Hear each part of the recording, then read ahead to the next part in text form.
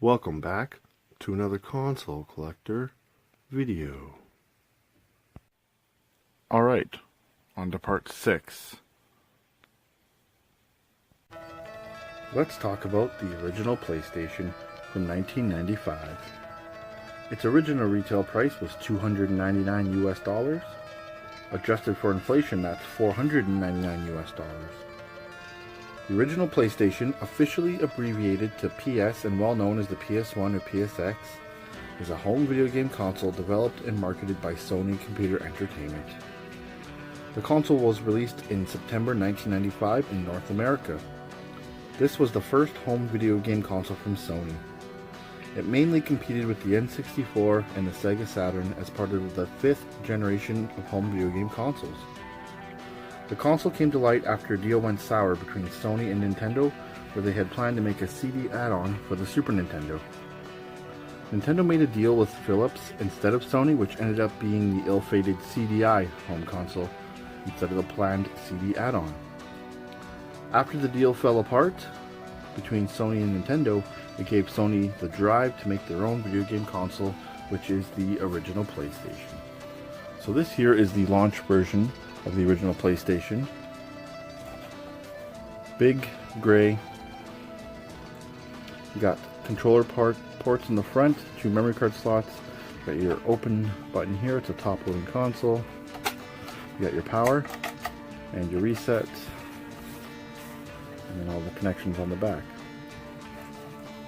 Some earlier models had just standard RCA coaxial inputs. This one has its own special plug here. So in July 2000, a redesigned slim version of the PS1 was released, replacing the original gray console and named it appropriately to avoid confusion with its successor, the PS2. So this here is the box for the PS1, and this here is the PS1 console itself.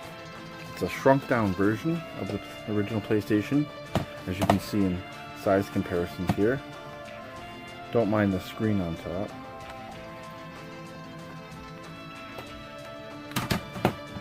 Same things where it's got the eject button, power button,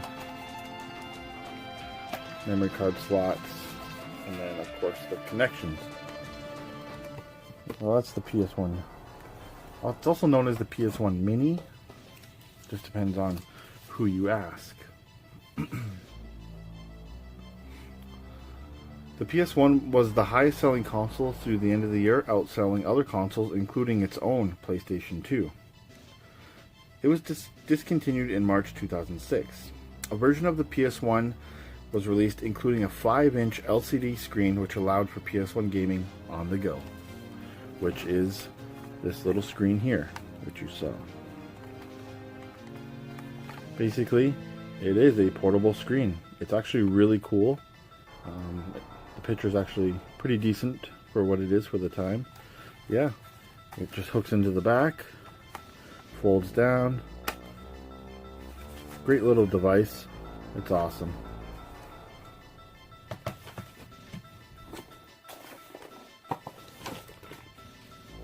In September 2018, Sony unveiled the PlayStation Classic for the 24th anniversary of the original console.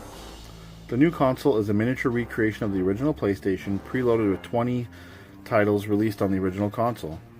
It has been since considered a commercial failure due to the poor emulation and high launch price. The original PlayStation 1 used disc-based media for its games. So this is a standard PS1 case. Just uses standard discs. This is Silent Hill, one of the best PlayStation 1 games in my opinion. And then some PlayStation games came in this long box, which this is Resident Evil. Came with a giant manual as well. But yeah, this is a small standard CD case version, and then the long boxes of PlayStation 1 games. The PlayStation originally launched with a standard controller with a D-pad and face buttons. Later on, Sony revamped the controller and added 2 analog sticks. And with that, the DualShock we know was born today. The PS1 has a ton of amazing games from Silent Hill, Resident Evil, Spyro, Crash Bandicoot, all making their debut on the system.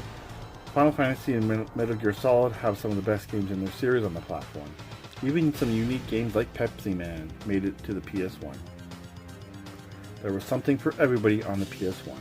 The rarest game is Dream Emulator, the best seller was Gran Turismo, and the last game released was FIFA Soccer 05.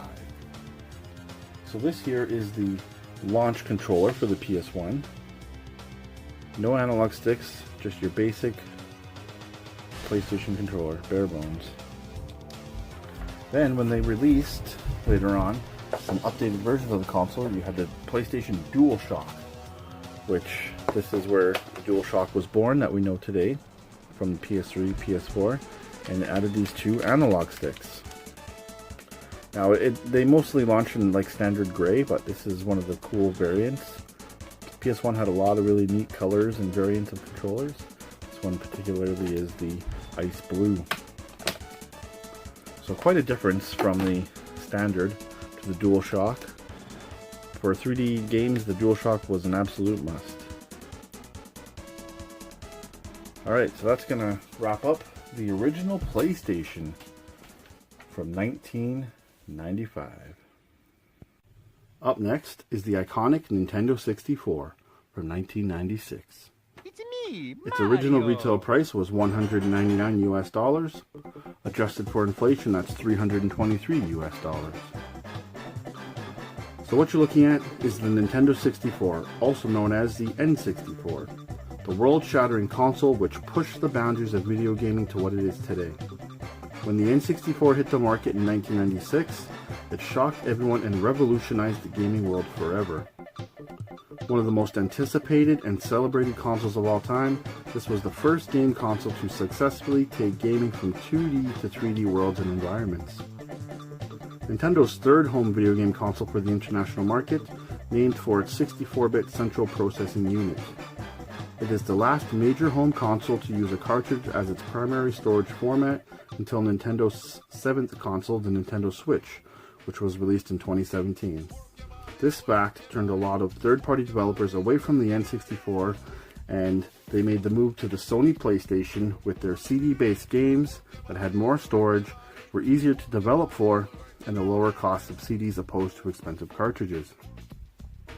The console was discontinued in mid-2002 following the launch of its successor, the Nintendo GameCube, in 2001. The N64 competed mainly with the Sony PlayStation and the Sega Saturn. The console was released in a range of colors and designs during its lifetime. It is one of the consoles with the most variations ever released, from the standard charcoal gray to the 6 Fantastic Systems and even the special Pokemon edition. There is a system for everyone. And that was only in North America. There are even more variations in other parts of the world. So this is the N64 console. This is the standard charcoal gray. You got 4 controller inputs. You got your power, your reset, your memory expansion. It came with just a standard jumper pack, but you could upgrade to this expansion pack, which you needed for certain games like Majora's Mask and Perfect Dark. So yeah, it was just like a minor graphical upgrade. You got your cartridge slot here, and then your connections on the back. So if you can see in the background, there were 6 different colors released in North America, and this was the Fantastic line of consoles. Here you have the smoke gray, then the orange, the jungle green, the grape, the watermelon, and my personal favorite, the ice blue. Lots of cool console variations. Now, we also got this special Pikachu edition in North America. There was one released in Japan as well. Basically, it has Pikachu on top with a Pokeball as the power button. Same expansion part there. Pikachu's foot is the reset button, and when plugged in, Pikachu's cheeks actually light up to indicate the power is on. Now this console is actually longer than a standard one. Not by much, but it is, just to compensate the extra room needed, sorry, for Pikachu on top. It's two-toned blue and yellow. Now there was another Pokemon variation, N64, that was only released in Europe and Australia. This is the Pokemon Stadium N64. Which basically it's just got these decals on top. It's two-toned as well, except it's got yellow power buttons. So, also, cartridges would just go on the top like so.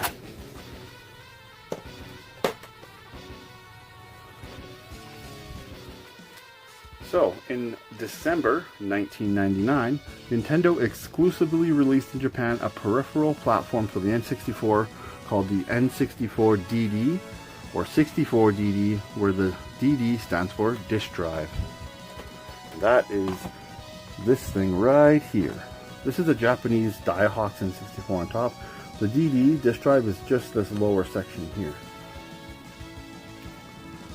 Connecting to the expansion slot at the bottom of the system, the N64DD essentially turned the N64 console into an expanded gaming platform. This large peripheral allows players to play N64 disc-based games, capture images from an external video source, and allowed players to connect to the Japanese RAND-net online service. Not long after its limited mail order release, the peripheral was discontinued and never made its way overseas and remained a Japanese exclusive add-on despite being officially announced to the European and North American markets. So this little port here on the bottom of the N64, not a lot of people knew what it was for, but it actually opens up, and this is where the DD would connect. So the North American console was prepared for it, but it never happened. Only 9 games were released for the N64DD. Many more planned games were eventually released in cartridge format or on other game consoles. The N64DD remains one of the rarest pieces from Nintendo and is a very sought-after collector's piece. So let's take a look at the N64 cartridge, disc cartridge for the disc drive. Came in these cases like so.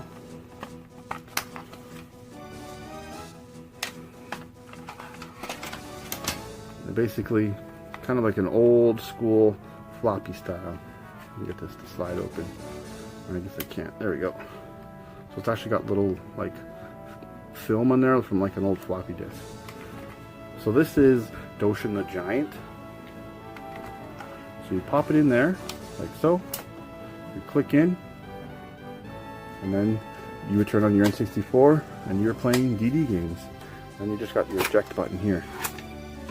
And you pop it in its special little case here, and you were done. So a closer look at the DD, you can see the nice N64 disc spot there. Eject. It doesn't need its own power supply. It lives off of the N64's power supply, so that's good. And then nothing really too special. This thing's incredibly heavy, actually. Just your N64 DD sticker there, and then the little hand screws to attach it to your N64. So the N64 itself used cartridge-based games, and it has the 3-handle controller designed to work with both 3D and 2D games. So this is a standard N64 cartridge. Came in gray, but there was several other colors and variations of cartridges, such as they came in red, there was some black, some blue, and even gold. And then one very unique cartridge was the Pokemon Stadium 2 cartridge in North America. Front was gold for Pokemon Gold, and the back was silver for Pokemon Silver. As you can see, it's a two-toned sparkly cartridge. The games came in boxes like these here. cardboard boxes. There are some collector's edition like this super shiny gold Ocarina of Time box. But for the most part, they were just standard boxes like so. Cool little artwork on the sides. The controller. They came in a variety of colors as well. This is the ice blue one. So you had your D-pad, then your joystick, all your buttons. You had two shoulder buttons up here, and on the back you had a Z button. Now this little port in the back, you could plug things into it, such as an N64 transfer pack. For these, you can see it says Game Boy there. You'd actually plug in your Pokemon, red, blue, yellow, gold, silver, or crystal, and you could play the game on the N64 through Pokemon Stadium. Also things like the memory card would work in there. Some games needed extra save data. And then the legendary Rumble Pack would plug in there as well, and it was battery powered. The Rumble Pack will basically provided rumble to your controller, which I know is kind of standard now, but it wasn't back then. There's one other quick console I wanted to share with you guys. There was a Toys R Us exclusive console in North America, and it's this gold N64. This thing is beautiful, very nice. Yeah, just another one of many console variations. So the N64 had some legendary games on its system. From Mario 64 that took Mario into 3D and set the bar very high for future 3D platform games, to Zelda Ocarina of Time that redesigned open world adventure games. There was also GoldenEye that pioneered the first person shooter genre, and the super popular crossover series Super Smash Bros., which made its debut on the N64. One of the worst games in the entire world, voted by most people, made its home on the N64 as well. Superman 64. So the rarest game for the N64 is Clay Fighter Sculptor's Cut. It was a Blockbuster exclusive, so you could only rent it from Blockbuster, and when they went out of business, you could basically only buy used copies from Blockbuster. The bestseller was Super Mario 64, and then the final game released was Tony Hawk's Pro Skater 3. So that's going to wrap up the iconic N64 from 1996. Let's talk about the Sega Dreamcast, Sega's final home console from 1999. Its original retail price was $199 US. Adjusted for inflation, that's $304. The Dreamcast was released by Sega in September 1999 in North America. It was the successor to the Sega Saturn. It was the first in the 6th generation of video game consoles, preceding the PS2, the GameCube, and Microsoft's debut console, the Xbox. The Dreamcast was Sega's final home console, marking the end of the company's 18 years in the console market. The Dreamcast enjoyed a successful US launch backed by a large marketing campaign, but interest in the system steadily declined as Sony built hype for the upcoming PlayStation 2. Sales did not meet Sega's expectations despite several price cuts, and the company continued to incur significant financial losses. Sega discontinued the Dreamcast in March 2001, withdrawing from the console's business and restructuring itself as a third-party publisher for its competitors' consoles. Although the Dreamcast had a short lifespan, most have considered the console ahead of its time. The Dreamcast was the first console to include a built-in modem for internet support and online play. The Dreamcast has a unique and sleek design, mostly remembered for its odd rocket-shaped controller, which had the wire on the bottom, opposed to most controllers that had the wire on the top. There are a few console variations of the Dreamcast, such as an all-black Sega Sports Edition. The Dreamcast used disc-based media for games, and the Dreamcast saw a number of great games released. Lots of great arcade ports like Marvel vs. Capcom 2, House of the Dead, and original titles like Sonic Adventure 2, Crazy Taxi, and Seaman. The rarest game is Cannon Spike. The bestseller was Sonic Adventure, and its final game released was NHL 2K2. So this is the Dreamcast console itself. It's got its little squiggly Dreamcast logo there. You got your open button, and it's a top loading console. You got your power button. This would light up orange when it's powered on. As you can see, it uses standard disc-based media. It has 4 controller ports on the front. Has a little stamp there.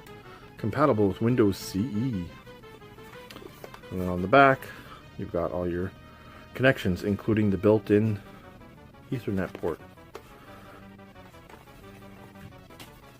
So a pretty unique system. The controller is rather unique as well. This is its rocket shaped design. Very similar to the Saturn Moon controller. Got the shoulder buttons in the back. It's got some ports here on top. Got your standard buttons here, D-pad and joystick. And here's where the wire's on the bottom. Now the unique thing about this is you could actually turn it around and clip the wire in right here, and then it would make it come out of the top. Why wouldn't they just put it on the top is beyond me. So what goes in these holes here? As you can see, it's an open window. There's these things called the VMU. Basically, they were a memory card for the Dreamcast. And if you put a battery in this, it actually had little games and stuff you could play on this. Although you need super tiny fingers, because this thing is ridiculously small. Essentially, you would pop it in, like so. Now you have basically a little LCD screen. And things that from the game would pop up on here and all that good stuff. It was very innovative at the time. Now the VMU actually came in assortment of colors. Like this here, I have a sealed blue one here, clear blue. So lots of options. Here's a standard Dreamcast case. The Spirit of Speed 1937, awful game. And there were some special editions, like this big box version of Seaman. Little interesting fact, Leonard Nimoy from Star Trek. There's narration in this game. If you want to play an oddity game on Dreamcast, check out Seaman. There's actually a sequel for PS2 released in Japan. Now, if you look back here, this is the all-black variation, the Sega Sports Dreamcast. This particular Dreamcast was just targeted to the older audience as the ultimate sports machine. It also came with a matching black controller. This is a more uncommon version of the Dreamcast, and it's actually pretty nice. Alright, so that's the Sega Dreamcast. That's gonna wrap up the Dreamcast from 1999. Alright, that's it for part 6. Stay tuned to part 7. We take a look at the PlayStation 2.